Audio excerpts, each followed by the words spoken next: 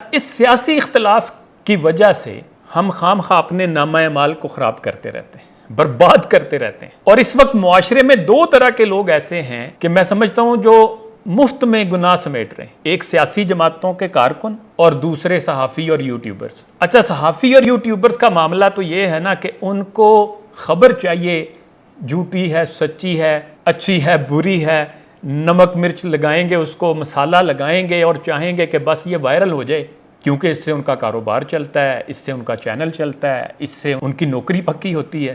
لیکن جو سیاسی جماعت کا کارکن ہے وہ تو مفت میں اپنے گناہ بڑھا رہا ہے. بھائی بیگانے کی شادی میں عبداللہ دیوانہ والا صاحب ہو جاتا ہے ہمارے سیاسی کارکن کا. آپ دیکھیں، دنیا کا ہر مذہب اور ہر مہذب معاشرہ انسان کی ذاتی زندگی کو انتہائی احترام دیتا ہے، اس کو مقدس سمجھتا ہے، اور اسلام تو اس کا سب سے بڑا علم بردار. کسی بھی انسان کی ذاتی زندگی انتہائی محترم اور مقدس ہے، اور اس میں دخل اندازی کرنا اور کسی کے رازوں سے پردہ اٹھانا بہت بڑا گناہ ہے. اور اسلام میں کوئی بھی گھر انتہائی مقدس اور مکرم جگہ ہے جہاں کوئی شخص اپنی نجی زندگی گزارتا ہے. اس لیے وہاں کسی کو بغیر اجازت کے جانے کی اور حتیٰ کہ کسی کے گھر میں جھانکنے تک کی اجازت نہیں ہے. اور اسلام میں ایسی اخلاقی تعلیمات کا تعلق صرف لوگوں کے گھروں میں داخلے تک محدود نہیں، بلکہ کسی بھی شخص کی ذاتی زندگی میں تجسس، عیب جوئی اور دوسروں کی خامیاں تلاش کرنے کی نہ صرف سختی سے ممانعت کی گئی ہے، بلکہ اسے صریحاً ایک بڑا جرم قرار دیا گیا. اور پھر اسلام میں ایسا کوئی بہانہ اور عذر بھی قابل قبول نہیں ہے کہ فلاں شخص چونکہ اب عوامی شخصیت ہے اس لیے اس کی ذاتی زندگی ذاتی رہ ہی نہیں گئی. یا وہ جو کہتے ہیں لو جی سیاست میں آئے گا تو پھر تو یہ تو ہوگا. یا کچھ لوگ تو یہاں یہ بھی کہتے ہیں کہ جی محبت، سیاست اور جنگ میں سب کچھ جائز ہے. او بھئی، ایک مسلمان کے لیے محبت، جنگ اور سیاست میں سب کچھ جائز نہیں ہے.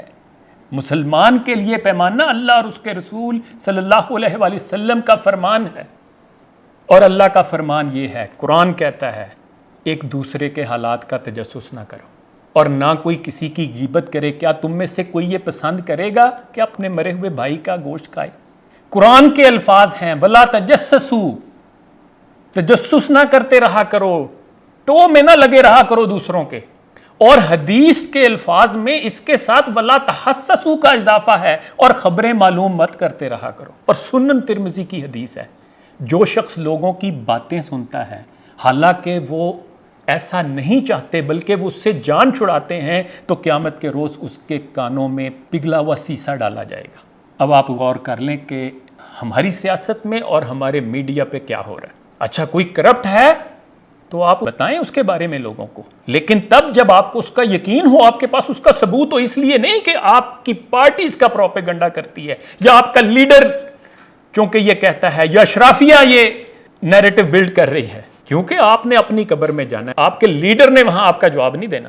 اور انسان کی، ایک مسلمان کی تو اتنی تکریم ہے اللہ کی نظر میں، اس کی عزت کی اور اس کے مال کی اور اس کی جان کی، کہ کعبہ پر حملے کی بات ہوتی ہے تو اللہ 5 آیات کی سورہ فیل نازل فرماتے ہیں، اور ایک انسان کی عزت پر حرف آتا ہے تو 100 سے زیادہ آیات کی پوری سورہ یوسف نازل ہو جاتی. اس سے اندازہ کریں اللہ کی نظر میں ایک انسان کی عزت کتنی اہم ہے. اور حدیث کا مفہوم ہے نا حجۃ الوداع کے موقع پر، کہ ایک مومن کی جان اور عزت کی حرمت اس کعبہ سے بڑھ کر ہے. اسی کو میں کہتا ہوں، رومی نے پھر کہا نا، دل بدستاور کے حج اکبر است، از ہزاراں کعبہ یک دل بہتر است. دل کو نہ توڑنا، یہ تو کعبہ سے بھی بڑھ کے ہیں.